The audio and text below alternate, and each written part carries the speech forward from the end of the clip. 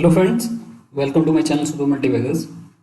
दोस्तों, IDFC first bank, देखिए इसके बारे में काफ़ी इन्फॉर्मेशन आप लोगों ने सुनी होगी। आईडीएफसी फर्स्ट बैंक में आज की डेट में अगर आप लोग पैसा लगाते हैं तो अब से 10 साल बाद कितनी रिटर्न आपको मिल सकती है, या फिर आपका जो पैसा है वो कितने टाइम्स बढ़ सकता है। ये एक बहुत बड़ा क्वेश्चन है, क्योंकि आज की डेट में ये जो बैंक है बहुत ही छोटी बैंक है। इस बैंक का अगर आप साइज़ देखेंगे, अभी सिर्फ 15,000 करोड़ की कंपनी है ये, और स्टॉक प्राइस भी देखेंगे 28 रुपये के आसपास ये जो स्टॉक है ट्रेड कर रहा है।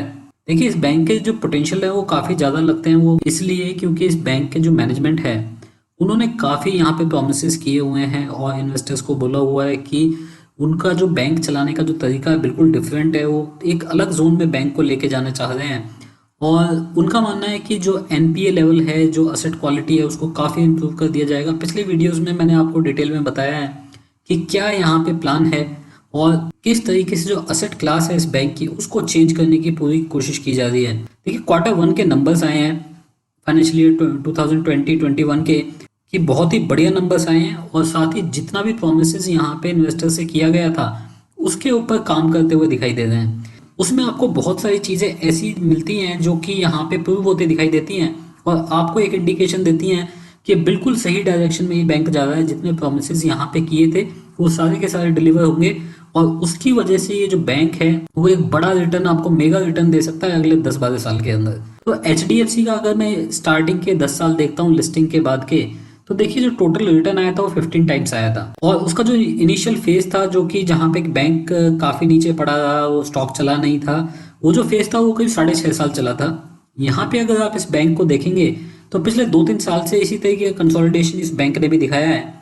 लेकिन काफ़ी अग्रेसिव बैंक है, बिजनेस अपॉर्चुनिटीज़ कोई भी मिस नहीं करता है, हर चीज़ों के लिए इस बैंक ने अप्लाई किया हुआ है, और जितने भी अच्छी जगह आप इन्वॉल्वमेंट देखेंगे आपको ये बैंक हमेशा मिल जाएगा।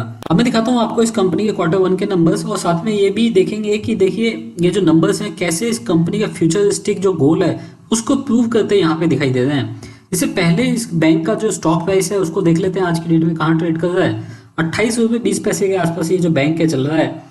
और देखिए, बैंक में बड़ी गिरावट आई थी मार्च के अंदर जब सारे बैंक गिरे थे, लेकिन उसके बाद यहाँ पे चार्ट में आप एक अच्छी चीज़ देखेंगे कि जब यहाँ पे रिकवरी आई है तो बहुत ही बड़ी वॉल्यूम के साथ यहाँ पे रिकवरी आती है, आपको दिखाई दी है।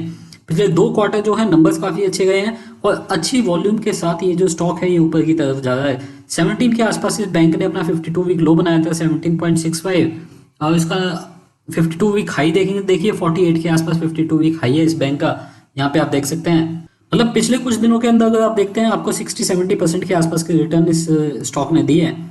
देखिए, अगर आप इस कंपनी के नंबर्स देखेंगे जो भी आए हैं, ये जो इन्फॉर्मेशन यहाँ पे आप देख रहे हैं ये मैंने आईडीएफसी बैंक की वेबसाइट से ही ली है। देखिए, जैसे कि इस बैंक ने प्रॉमिस किया था कि जो रिटेल बुक है उसको ये लोग बढ़ाने की बात कर रहे थे, और काफी लंबे टाइम से आपने देखा कि रिटेल बुक को बढ़ाने के लिए जो बैंक है ये बात कर रहा है। रिटेल बुक में देखेंगे, देखिए अभी भी 26% की ग्रोथ आपको देखने के लिए मिली है, और ये जो क्वार्टर है ये जून का है जब ज़्यादातर बैंक जो है स्ट्रगल कर रहे हैं। यहाँ पे 26% की ग्रोथ आपको रिटेल बुक्स के अंदर देखने के लिए मिली है। देखिए, जो रिटेल बुक्स हैं वो बढ़ के हो गई है 56,043 करोड़। लास्ट टाइम अगर आप देखेंगे तो ये थी 44,642 करोड़, 44,000 करोड़ के आसपास थी पिछले साल। तो यहाँ से काफ़ी बड़ा जंप, 26% का जंप आपको दिखाई दिया रिटेल बुक के अंदर। और उसके बाद अगर आप देखेंगे रिटेल बुक ये करीब 61% कॉन्ट्रीब्यूट करती है यहाँ पे टोटल लोन बुक का। जैसे बैंक ने प्रॉमिस किया था कि यहाँ पे ये जो होलसेल है या फिर अगर आप देखेंगे जो इंफ्रास्ट्रक्चर लोन है, दोनों में यहाँ पे कटौती कर रहे हैं, दोनों में यहाँ पे डिक्रीज दिखाई दिया है करीब 30% के आसपास का। तो जैसे बैंक ने प्रॉमिस किया था, जो रिटेल बुक है वो आपको यहाँ से बढ़ती हुई दिखाई दे रही है, जो इंफ्रास्ट्रक्चर और जो कॉर्पोरेट बुक है वो आपको यहाँ से घटती हुई दिखाई दे रही है। ये एक बड़ा पॉजिटिव संकेत। उसके बाद चलते हैं रिटेल लाइबिलिटीज के ऊपर। देखिए, जो कासा डिपॉजिट है उसमें बहुत ही बढ़िया यहाँ पे आपको ग्रोथ दिखाई दे रही है। देखिए, वाई बेसिस पे देखेंगे तो कोई 145% के आसपास इंक्रीज आपको यहाँ पे दिखाई दे रहा है। जो रेशियो है कासा रेशियो वो भी आपको इंप्रूव होता दिखाई दे 33.74 के आसपास। और अगर आप फिक्स डिपॉजिट देखते हैं इस बैंक के तो देखिए बहुत ही बढ़िया यहाँ पे रेटिंग मिलती हुई दिखाई दी है क्रिसिल के द्वारा। FAAA की रेटिंग यहाँ पे आईडीएफसी बैंक के डिपॉजिट को मिलती दिखाई दी है। ये जो रेटिंग होती है ये डिपेंड करती है कि आपने कितना इंश्योरेंस, कितनी सिक्योरिटी ली हुई है डिपॉजिट के ऊपर, तो वो बहुत ही अच्छे लेवल पे है, इसीलिए आपको इतनी अच्छी रेटिंग यहाँ पे दिखाई दे रही है।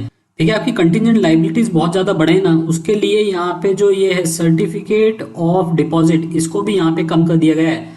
20,000 करोड़ के आसपास हुआ करते थे, उसको कम करके करीब 7,212 करोड़ के आसपास लेके आए हैं ये। उसके बाद चलते हैं कुछ और इन्फॉर्मेशन देख लेते हैं यहाँ पे देखिए जो एनआईए ग्रोथ है उसमें आप देख सकते हैं यहाँ पे 38% का आपको जंप देखने के लिए मिल रहा है। जो नेट इंटरेस्ट मार्जिन है बहुत ही बढ़िया 4.53 के आसपास यहाँ पे आपको देखने के लिए मिल रहे हैं, जबकि आप लास्ट ईयर से कंपेयर करेंगे देखिए सिर्फ 3% के आसपास थे।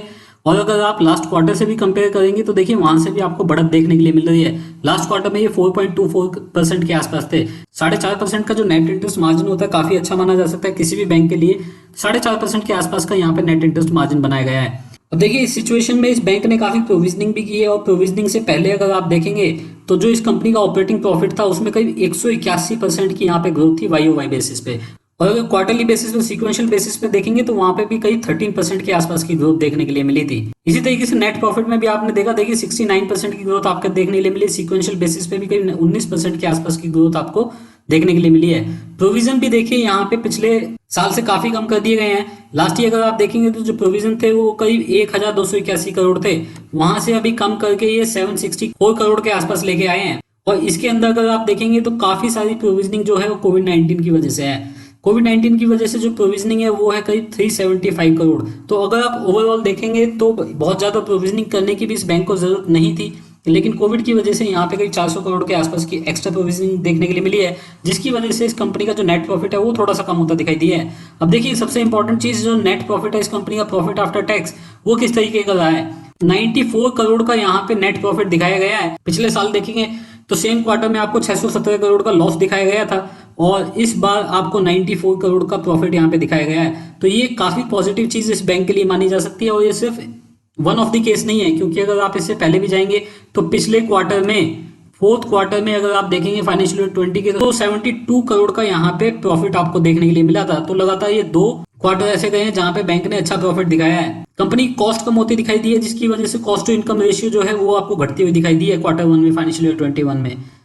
अब इस कंपनी की असेट क्वालिटी देख लेते हैं। देखिए असेट क्वालिटी भी बताया गया था कि काफी जल्दी ये इंप्रूव कर लेंगे, और उसी तरीके की यहाँ पे इंफॉर्मेशन देखने के लिए मिल रही है। सीक्वेंशियल बेसिस पे अगर आप देखेंगे तो 2.60% से घट के जो एनपीए है, ग्रॉस एनपीए है, वो आपका 2% से नीचे आ चुका है। और नेट एनपीए अगर आप देखते हैं तो नेट एनपीए सीक्वेंशियली रिड्यूस हुआ है, 0.94 से कम होके 0.51 तक आ चुका है। तो काफी बड़ी इंप्रूवमेंट यहाँ पे एसेट क्वालिटी के अंदर देखने के लिए मिली है। और ये ऐसे टाइम पे हुआ है जब कोविड की वजह से सारी बैंक यहाँ पे परेशान है। ऐसे टाइम पे इस बैंक ने काफी अच्छा परफॉर्म किया है। स्पेशली अगर मैं असेट क्वालिटी बोलूं तो बहुत ही अच्छी परफॉर्मेंस यहाँ पे रही है। प्रोविजन कवरेज रेशियो देखिए 75% के आसपास मेंटेन की है, जो कि काफी अच्छी मानी जा सकती है। लास्ट टाइम अगर आप देखेंगे सिर्फ 49% थी, तो मतलब वहां से काफी बड़ा इंप्रूवमेंट इन्होंने प्रोविजन कवरेज रेशियो मतलब पीसीआर के अंदर भी किया है।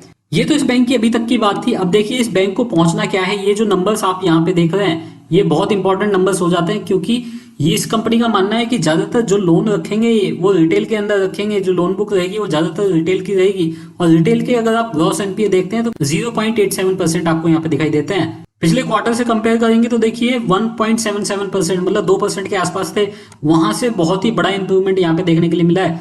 अगर 0.87% किसी कंपनी का ग्रॉस एनपीए रहता है तो देखिए उस कंपनी का जो स्टॉक प्राइस है उसको एक्स्ट्रा प्रीमियम हमेशा मिलता है। यहाँ पे ये फर्स्ट क्वार्टर में इतना गिरता हुआ दिखाई दिया है रिटेल ग्रॉस एनपीए। आगे उम्मीद है कि इसी तरीके का ग्रॉस एनपीए जो कंपनी है मेंटेन करेगी। आप 1-2 क्वार्टर छोड़ सकते हैं, क्योंकि वहां पे कोविड की वजह से कहीं ना कहीं तो बैंक इफेक्ट होगी, लेकिन लॉन्ग टर्म में अगर इस तरीके की एसेट क्वालिटी कंपनी ने मेंटेन की तो काफी बड़ा प्रीमियम इस बैंक को मिलता दिखाई देगा। इसी तरीके से आप नेट एनपीए देखते हैं तो नेट एनपीए भी देखिए लास्ट टाइम ये 0.67% थे, वहां से काफी बड़ी इंप्रूवमेंट आपको देखने के लिए मिली है, जो कि 0.24% के आसपास आई है। तो जैसा बैंक ने प्रॉमिस किया था उसी तरीके के नंबर्स आपको यहाँ पे देखने के लिए मिल रहे हैं, और उसी तरीके के परफॉर्मेंस आपको इस बैंक से देखने के लिए मिल रही है। ये एक लॉन्ग टर्म इन्वेस्टमेंट आइडिया है। अगर आप लॉन्ग टर्म के लिए इन्वेस्ट करते हैं, मतलब अगर आप 10 से 15 साल के लिए इन्वेस्ट करते हैं, अगर आपको किसी पर्टिकुलर गोल के लिए पैसे चाहिए और वहां पे आप एसआईपी करते हैं या किसी भी तरीके से इन्वेस्टमेंट करते हैं, तो ऐसे टाइम पे इस तरीके के स्टॉक्स में अगर आप बहुत ज्यादा पैसा नहीं डाल सकते तो बहुत अच्छी बात है, आप कोई छोटा सा अमाउंट यहाँ पे इस तरीके के स्टॉक में डाल के रख सकते हैं। हो सकता है फ्यूचर में आपको काफी बड़े गेन ये स्टॉक देके जाए। दोस्तों ये जो इन्फॉर्मेशन थी ये सिर्फ आपके एजुकेशन पर्पस के लिए थी। अगर आप कोई भी इन्वेस्टमेंट स्टॉक मार्केट में करें तो आप खुद का रिसर्च जरूर कीजिएगा, स्टॉक मार्केट के बारे में पूरी इन्फॉर्मेशन लीजिएगा, स्टॉक के बारे में पूरी इन्फॉर्मेशन लीजिएगा, उसके बाद ही स्टॉक में इन्वेस्ट कीजिएगा। अभी के लिए दोस्तों इतना ही। Thank you very much, take care, bye bye.